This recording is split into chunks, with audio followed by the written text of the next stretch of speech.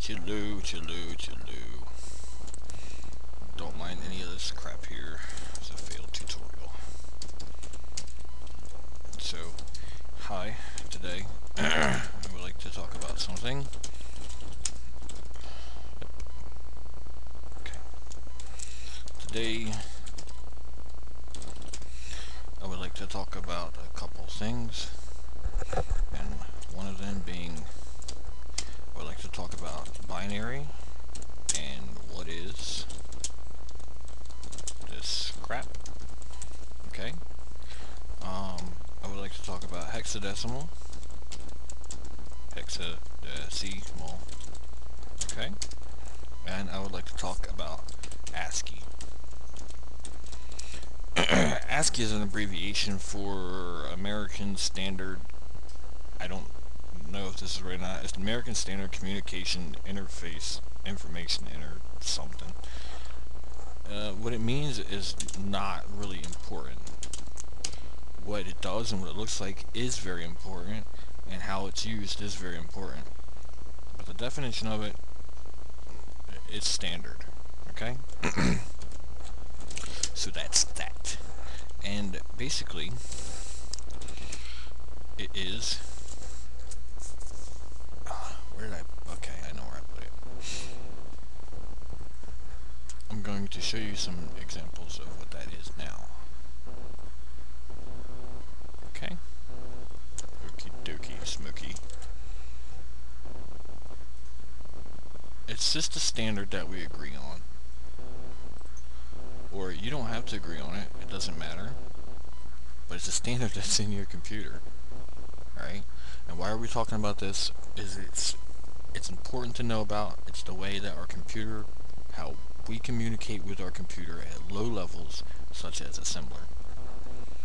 Okay? So it's very important to actually know how to talk to the machine you're trying to work on, play with, expand your mind on, trying to hack people's profiles with, whatever. Okay? And this here is a hexadecimal ASCII conversion list, chart, whatever. You can get these anywhere, alright? I took this off of Google Images, alright? This is the agreed upon method of communication. Just as we would say A is an A and A is not a B, okay? We agree on that A is an A, or 1 is a 1 and not a 2, or not a 99, okay? And it's agreed upon by cultures or whatever else. And in this instance, it's a commission that sat down and made this standard. If it wasn't standard, then it would be too erratic, and I would type in 59 and you would interpret that to say kill the rabbit, and that's not what I'm saying. Unless we already had a previous arrangement to kill the rabbit, right? All you people who Manchurian candidates. Alright, but basically in the we have a 00 in the left hand column, and that is the hexadecimal representation of what is said here in the ASCII format to mean null or nothing. Okay? Same thing here. Hexadecimal, which we'll get into in a second, the number 2 and 0 means space or spacebar on your key press. So when you press the key press, okay, when you press space, what is actually interpreted by the computer, it's kind of controversial to say this, but is a 20, or it can be the space representation. Okay? So that's that. I'll get into that in a second. I would like to talk about binary first so we can kind of get a better understanding. This is hexadecimal. This is what hexadecimal looks like. Okay? You'll see here number 10 in hexadecimal is, let me pick a better one than that. Say your bell. When you start up your computer, and say if your RAM is loose or whatever like that, and you get triple beeps, well, that bell character, or that bell, is an audible bell on your motherboard that makes a sound.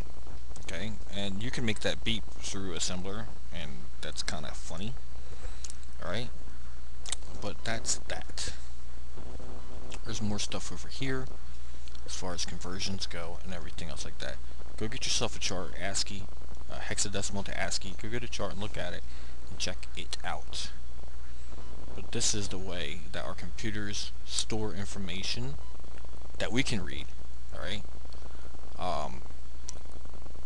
We'll talk about binary in a second, but this is the way that we read information at a deep enough level. On an assembler level. Assembly language level. Like I said before, the benefits of assembly languages: you don't need great dependencies. You don't need C. C is great, yes. C uses assembler, yes. But what is C? C is full of stuff. C is a dependency, a package. It has, it's not the worst by any means, but it takes things to run this. Okay? It doesn't take as much to run assembler. Okay? Doesn't take as much to run machine code, of course. Okay? Java, you have to be a madman to think you're going to pump that through when nothing else on your operating system is booted. When you boot up your computer, things happen, and I'll show you that later with a Linux kernel that I have, Linux 0.01, okay, or 0.01. This is the first Linux kernel or Linux operating system, right? And basically it's dealing with BIOS interrupts and everything else like that to try to move stuff around to even get the computer booted. So if you can imagine trying to move something like Java, which is an ungodly, horrible language that I don't know why in the hell Bill Joy even thought he was going to do something great with that. But things like Java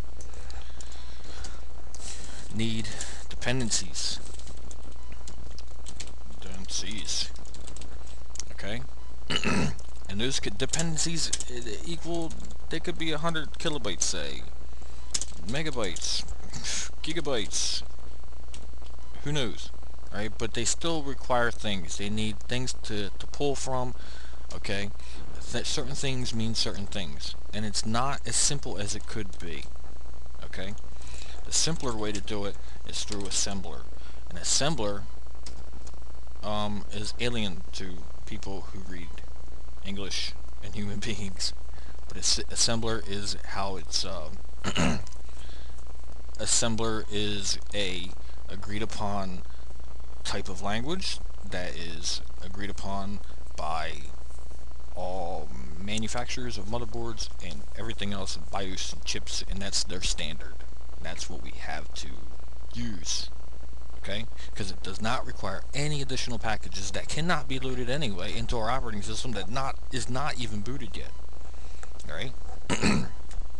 Assembler can be loaded because it's on the motherboard itself.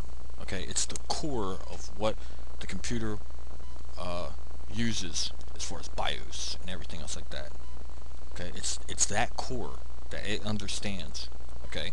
And assembler gets used to start the operating system, which contains other packages, other dependencies, other languages, C, Java, C#, all that crap.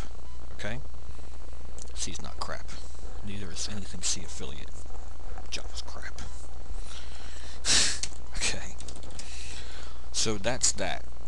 that's kind of touching on why am I doing assembler. Let's talk about binary. Binary, what is it?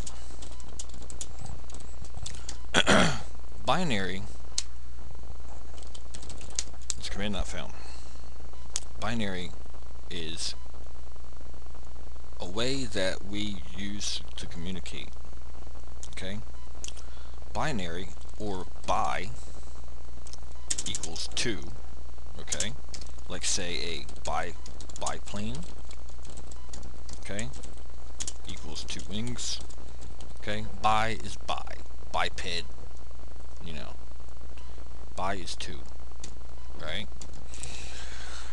And binary would say that we only use 2 different symbols. They can only be 0 and 1. let's say 0 and 2. As long as we keep doing 0 and 2, this is a way to communicate. Okay? Same thing, let's say 9 and 3. 9 and 3 is a type of two-symbol communication. Is it binary?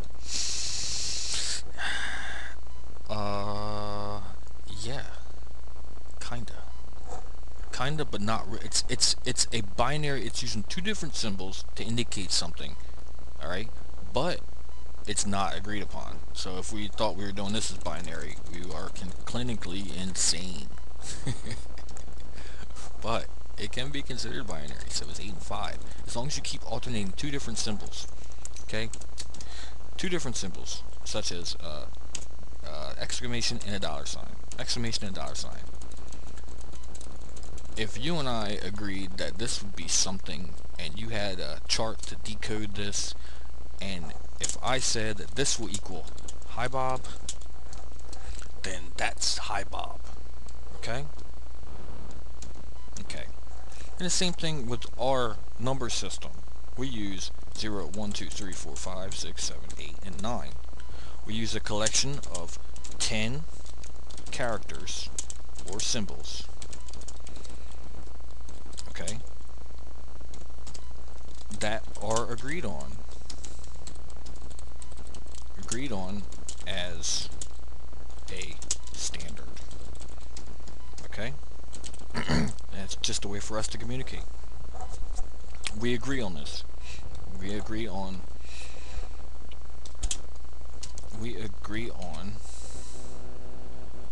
this set of 10 characters or 10 symbols. We agree on this, so we can use them for adding, transferring information, you know, doing our taxes, or all that good stuff, or buying your TV. Okay? That's what we use. Now, with that, 1, 2, 3, 4, 5, 6, 7, 8, 9, okay, with that, with this agreed on set of stuff here, this agreed on set of symbols, okay, this is called base 10. Why is it called base 10? Because there's 10 different characters and you cannot exceed it. It's not base 11. Okay? It's base 10. There's 10 different symbols here that we use to communicate, or a base 10 system. That's how we add. That's us human beings. That's how we add. Okay? I'll get to that in a second. Base 2, if you can imagine, would only use 2 different symbols to communicate. It can only be a 1, or it can only be a 0. Okay? Or it can only be a 3 and only be a 4. Okay? It can only be a 5, only be a 9. Okay? It can only be a 7, only be a 1. Okay? Or 7 and 3. Now, if we continue to string out, I said the base 2, we're only going to use 2 different symbols. Those 2 symbols are 7 and 3. That could mean something. It's still base 2. Okay? Still base 2. Or it's still using 2 different type of symbols. Okay? Same as this here. Okay? Base 2. Why is it base 2? 2 different symbols that are agreed on and set as a standard. Who sets these standards? The computer manufacturers and intelligent people who are way too smart for me, and I just follow them because it makes sense. They did all the work. The only thing I have to do is use their findings. Right? Right. So that's what base 10 and base 2 look like. Okay? Now, base 10 is pretty much just called base 10. That's our standard way of counting with numbers from 0 to 9. Base 2 is a standard way of counting with numbers, which you can do with 0 and 1. Okay? I'll get to binary in 1 second, but I want to start a little higher. And I want to say there's also another accepted base, and that is called base 16. Okay?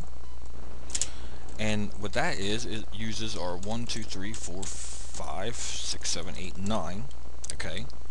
It doesn't wrap back around and do a 0 and a 1, 2, 3, 4, 5. No. Because these symbols, right, cannot be confused with these symbols that already exist here. Okay? So what does it do? It goes A, B, C, D, E, and F. Okay? This is 16 characters, or 16 symbols that are agreed on. Okay? And it doesn't matter if you agree with them or not. If you want to talk to your processor, if you want to talk to your computer, you have to agree with it. Or create your own. Doesn't matter. Okay? This is how data is actually stored on our computer that we read as data. Okay? If you look at it, base 16. I should have left that up. Yes. No. Base 16. Base 16 consisting of all this stuff. C, D, E, F. Base 16, like I said, uses 16 different symbols or chars. Okay? Not repeating. Each one indicates something else. Now, base 16, or if you use 16 characters or symbols, okay, there's reasons why they did this, and it's better explained by other people, but it works. And it's also known as the hexadecimal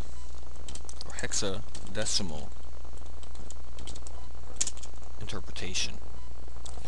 That's where hexadecimal comes into play. Now, hexadecimal, let's take this word apart. Hex would mean 6, right? Hexagon, hexagonal, 6, anything with 6 sides, okay? Deci means 10, okay? So that's where we get hexadecimal, or base 16, alright? We have 10, we have 10 characters, or 10 numbers, alright, plus 6 more characters, okay? Now these characters could have meant something else. They could have been something else if you want to. It could have been an exclamation point, they could have been whatever else like that, but that would just be complicating, okay? And if you're moving stuff around at the speed of light, you don't want to be so complicated when you're doing things, okay? That's base 16. Hexadecimal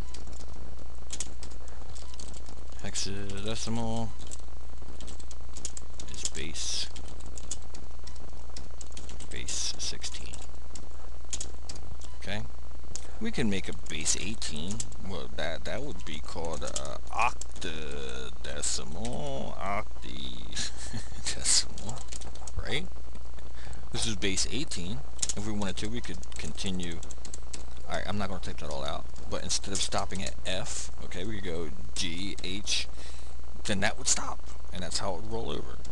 Right? Okay? That's base 16. That's hexadecimal. ASCII is pretty much what we agreed on, or what the computer manufacturers agreed on to be a certain standard. Okay, so when you press the space bar, okay, that actually gets stored in your computer as 20. Okay, and it gets stored in 20 as hexadecimal. Okay, that we read it at a hexadecimal level. Okay, and we read that as 20 on a hexadecimal level. Right, and other stuff, like if we were to press the A character, or no, let's say if we were to type in the letter or number 1, now let's go to 5. If we were to type in the number 5, okay, on our keyboard, it gets stored in information on our computer into RAM and everything else like that as 35. Okay, 35, 3F are two different numbers. Okay, if you say 30 is number 30, 39 obviously is greater than 38. Okay, and you would expect it now in our way of base 10, because we only can use 10 characters. You would expect it to roll from 39 directly up to 40. That's not the case, because we are not using base 10 on the computer, we're using base 16. Okay, so 39, the next one that follows after 39 is actually 3A. Okay, and then 3B, 3C, 3D, 3E, 3F, and because F is the last in the base 16, that is the 16th symbol that we can use without rolling over, we roll over to 40, which would be a new character, or a new ASCII character, okay, or a new representation on the keyboard. Okay, that's that. So that's base 2, base 10, base 16, ASCII. We'll get more into ASCII. Why is ASCII important? Because that's the way that you interface with your computer. Hexadecimal is on the hard drive. You can read that. And if you need to type anything in, your computer does not understand, on a literal sense, what is J. Okay? Your computer does not know what J is. So if you were to type in Jake, okay, your computer, it's harder for your computer to do that. And like I said, they try to simplify it and keep it simple and efficient as possible. Okay, Jake gets transformed, okay, into something something simpler. Okay, now what is Jake? I don't know what Jake is. It's not important what Jake is, but it gets transformed into something simpler. Okay, and it gets transformed into, say, something like I should start at 61. So 61 and 73 would be L, H-I-J-K, L. 73 would be L, so 60, say 71 might be a J, okay? 61 might be an A, okay? 72 might be a K, and that's how the first 3 letters in Jake actually get into the computer, how they look into the computer, okay? And I sure did not want to do this right now, but I'm going to show you something really quick so you can get a better scope of what I'm saying. I'm going to say hex dump C. What can we hex dump here? Let's say this dot show. And I'm going to show you exactly what I'm talking about. I will come back to this and elaborate later on, but right now, this is, look at this, okay? Hex dumps on any Linux machine. You don't need any special things to do this. Very standard. Basically what's going on here, hex dump this dot show. Basically what's going on here is you're not reading binary. You're not reading binary, but this is in a hexadecimal format. This stuff here means something, okay? And if you look, 2D, it means something, but 315F, okay, you will see that nothing in here, nothing ever goes above F. There is no F, E, F, G. There is no G in here, okay, because it does not use a base 17. It uses a base 16 way to store information on the hard drive, to store information into RAM, to stick in the hard drive, and a way for us to interpret this, okay? And this is called the hexadecimal format, okay? Now, a little thing on hex dump. You can select different switches with hex dump, and this here interprets the hexadecimal codes here into ASCII format, okay? Like, for instance, let's pick out this line here, okay? Let's pick out this line here. This first cluster of numbers here is a pointer to where it is in memory, and we'll talk about that later. This is the important part here, okay?